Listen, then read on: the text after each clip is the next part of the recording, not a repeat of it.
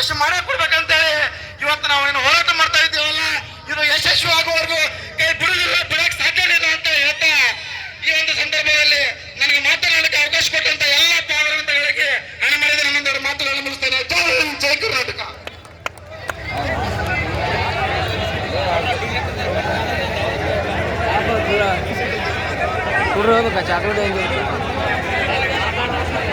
Circle Dharwad ಏನ್ ಮಾಡ್ತೀರಿ? ಅವರು ಪರ್ಮಿಷನ್ ಕೊಡೋದಾಗ್ಯಾರ ಒಟ್ಟಿಗೆ.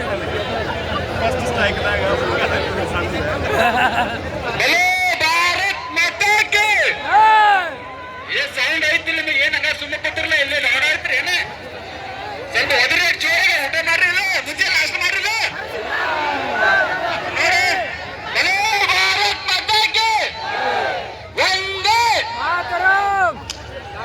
ಈ ಒಂದು ಹೋರಾಟವನ್ನ ಆಯೋಜನೆ ಮಾಡಿದಂತ ಕಾಂತಕುಮಾರ್ ಸರ್ಗೆ ಎಲ್ರೂ ಒಂದು ಚಪ್ಪಾಳೆ ಆಗ್ರಿ.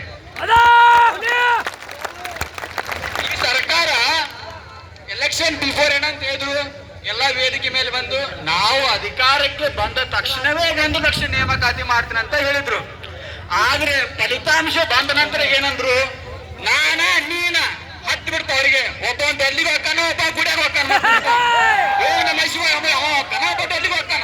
ಇವರು ಯಾರು ನಾವ? ಹೌದಲ್ಲ? ಬರ್ತಾರ, ಮೀಡಿಯಾ ಮುಂದೆ ಬರ್ತಾರ, ಒಂದು 4 ಮಂದಿ ಮುಡ್ಕೊಂಡಿರ್ತಾರ. ಯಾವಾಗ ನೇಮಕಾತಿ ಮಾಡಿದ್ರೆ ಅತಿ ಶೀಘ್ರದಲ್ಲಿ ಬಾ ಬಾ ಬಾ ಬಾ ಬಾ ಬಾ ಎಲ್ಲದೇ ಹೋಗ್ ಪುಣ್ಯಾತ್ಮ. 2 ದಿನದಲ್ಲಿ ನಾನು ನಮ್ಮ ಶಿಕ್ಷಣ ಮಂತ್ರಿಗೆ ಒಂದು ಸ್ಟೇಟ್ಮೆಂಟ್ ಕೊಟ್ಟರು ಜನವರಿಯಲ್ಲಿ. ಅವ್ರಿಗೆ ಮೆಚ್ಚಬೇಕಿಲ್ಲ, ಒಂದು ಲ್ಯಾಬ್ಸ್ನ ಹಾಕ್ಬೇಕು. ಅಡ್ಡಿ ಇಲ್ಲ, ಏನಂತ ಹೇಳಿದ್ರೆ ಗೊತ್ತವ್ರು, ಇನ್ನು ಜನವರಿಯಲ್ಲಿ ಕನ್ಫರ್ಮ್ ಮಾಡ್ತೇವೆ, ಜೂನ್ ಒಳಗಡೆ ಎಲ್ಲಾ ಶಿಕ್ಷಕರಿಗೆ ಆದೇಶ ಪ್ರತಿ ನೀಡ್ತೇವೆ ಅಂತ ಹೇಳಿದ್ರು. ಅವ್ರು ಏನ್ ಹೇಳಿದ್ರು ಏನಿಲ್ಲ ಅವನಿಗೆ ಗೊತ್ತದು. ಆ ಪುಣ್ಯಾತ್ಮಿಗೆ HSTR ಯಾವುದು, GPSTR ಯಾವುದು ಒಂದು ಗೊತ್ತಿಲ್ಲ. ಇನ್ನು ನಮ್ PCPS ಅಂತೂ ಜೋರಿಗೆ ಗೊತ್ತದು. ಪರಮೇಶ್ವರ್ ಸಾಹೇಬ್ರು ನೀವ್ ಇಟ್ಟದಿಲ್ಲ ಏನಂದ್ರಿ, ಮೀಸಲಾತಿ ವರ್ರಿ ಬಂದು ಕೊನ ಮಾಡ್ತೀನಿ ಅಂದ್ರಿ. ಬಟ್ ಈಗೇನ್ ಹೇಳಕತ್ತಾರ, ನೇಮಕಾತಿ ಬೋರ್ಡ್ ರಚನೆ ಮಾಡ್ತೀನಿ ಅಂತ ಹೇಳಕತ್ತಾನೆ. ಮತ್ತೊಂದು ಹೊಸ ಸುದ್ದಿ ಹೊಂದದು. ಎಲ್ಲರೂ ಕಾಕಾನಿ ಬಂದ್ರೆ ಬಾಯ್ತಾಗ ಹೇಳ್ತೀನಿ ನಿಮಗೆ, ತಿಂಗಳಕ್ಕೂ ಸ್ಟೇಟ್ಮೆಂಟ್ ಕೊಡ್ತೀವಿ, ಸುಮ್ಮ ಬಂದ್ ಹಿಡಿತಾರಲ್ಲ ಆಗಲ್ಲ ಅಂತ ಹೇಳ್ಬಿಡು.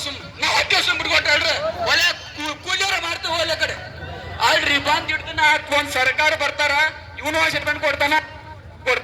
ಆ ಸದನದಾಗ ಅಂತೂ ಅವ್ರು ಕೇಳಂಗೆ ಇಲ್ಲ. ಬರ್ತಾರ, 56,000 ಆರ್ಥಿಕ ಇಲಾಖೆ ಅನುಮೋದನೆ ಕೊಟ್ಟೈತಿ, ನಾವು ಅತಿ ಶೀಘ್ರದಲ್ಲೇ ನೇಮಕಾತಿ ಮಾಡ್ತೇವಿ, ಹೈಕೋರ್ಟ್ ಇಂದ ಆದೇಶ ಪ್ರತಿ ಬಂದ್ಕೊಂಡು ಮಾಡ್ತೀವಿ ಅಂತ ಹೇಳಿದ್ರು. ಹೈಕೋರ್ಟ್ ಏನ್ ತೀರ್ಪು ಕೊಡ್ತು, 50% ನೀವು ಬೇಕಾದ್ರೆ ನೇಮಕಾತಿ ಮಾಡ್ಬೋದು, 6% ಬಿಡ್ರಿ ಅಂತ ಹೇಳಿದ್ರು. ಇವ್ರು ಏನ್ ಮಾಡಿದ್ರು, ಒಂದು ಇಲ್ಲ, ಬರೀ ಅವ್ರ ಮೇಲೆ ಹಾಕ್ತಾರ ಸುಮ್ ಕುಂದಿರ್ತಾರ, ಅವ್ರ ಮೇಲೆ ಹಾಕ್ತಾರ ಸುಮ್ ಕುಂದಿರ್ತಾರ. ಹೌದಲ್ಲ? ಇವತ್ತು ನೀವು ಏನ್ ಮಾಡ್ತೀರಿ ಗೊತ್ತಾ, ಇಲ್ಲೆಲ್ಲ ನನ್ನ ಸಹೋದರಿ ಇರ್ತೀರಿ, ನಿಮ್ ಫೋನ್ ಅದಾವಿಲ್ಲ, ಅದಾವಲ್ಲ ಫೋನ್, ಪ್ರತಿ ಅಕೌಂಟ್ ಹೋಗಿ ಇನ್ಸ್ಟಾಗ್ರಾಮ್, ಟ್ವಿಟರ್, ಫೇಸ್ಬುಕ್ ಎಲ್ಲ ಅದಾವಿಲ್ಲ. ಅವ್ನ್ ಫೋನ್ ಅದ್ಕೊಂಡು ಏನ್ ಮಾಡ್ತೀರಿ, ಅಷ್ಟು ತೆಗಿರಿ. ನಿನ್ ಏನ್ ಹಿಡಿದೀಗ ಎಲ್ಲ ವಿಡಿಯೋ ಮಾಡ್ಕೋರಿ, ನಿಮ್ ಮೊಬೈಲ್ ಸ್ಟೇಟಸ್ ಹಾಕೋರಿ, ಟ್ವಿಟರ್ ಹಾಕೋರಿ. ಎಲ್ಲ ಮೊನಾಲಿಸ್ ಎಲ್ಲ ಕರ್ನಾಟಕ ಆಕೆ ಟ್ರೆಂಡ್ ಮಾಡಿದ್ರೆ ಹೀರೋನೇ ಆಯ್ತು. ಒಂದು ನೇಮಕಾತಿ ಟ್ರೆಂಡ್ ಮಾಡಿದ್ರೆ ಇದು ನಮ್ ಯಾಕೆ ಮಾಡಬಾರ್ದು ಅದಕ್ಕೆ ಬರೀ ಅವ್ರು ಟ್ರೆಂಡ್ ಮಾಡ್ತೀರಿ, ರೀಲ್ಸ್ ಮಾಡ್ತೀರಿ, ಅವ್ರು ಟ್ರೆಂಡ್ ಮಾಡ್ತೀರಿ. ಒಂದು ನೇಮಕಾತಿ ಟ್ರೆಂಡ್ ಮಾಡ್ರೆ ಬದುಕು ಕೊಟ್ಕೊಡ್ತಾದ್ಮೇಲೆ ಯಾಕೆ ಮಾಡಬಾರ್ದು? ಬಾಯಿಗೆ ಹೇಳಿ ಕೂತಿರಿ ಅಲ್ಲ, ಚಿರಾಡ್ರಿ, ಒದರಾಡ್ರಿ, ವಿಡಿಯೋ ಮಾಡ್ಕೋರಲ್ಲ, ಹಾಕೋರಿ. ಅದನ್ನೆಲ್ಲ ಏನ್ ಬರೀ ಸರಸ್ತ್ರಿ ಇಂಥ ಟ್ರೆಂಡ್ ಮಾಡ್ರಿ, ಓದ್ರಿ.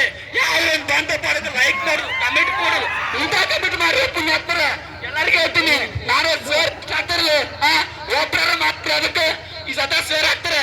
ಎಷ್ಟು ಜನ ಮಾಡ್ತಾರೆ ಹೇಳ್ರಿ ನೀವು? ಕಡ್ತು ಇದೇ ಸುತ್ತ ಮಾಡಿ ಸುತ್ತ ಟ್ವಿಟರ್ ಮಾಡಿದ್ರೆ ಬೇಕಾದ್ರೆ ಹೇಳ್ತೀನಿ. ಇವ ಸಂಜೆ ನೋಡಿ ಕಡ್ದವ್ರು ಮಾತಾಡ್ಬೇಕಾರೆ ಓಪನ್ ಚಾಲೆಂಜ್ ನಿಮ್ ಕಡೆ ಕೊಡ್ತೀನಿ. ನಿಮಗೆ ಟ್ವಿಟರ್ ಮಾಡ್ಬೇಕೆಲ್ಲರೂ ಮಾಡ್ತಾರೆ.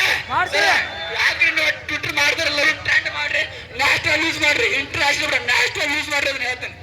Okay, thank you.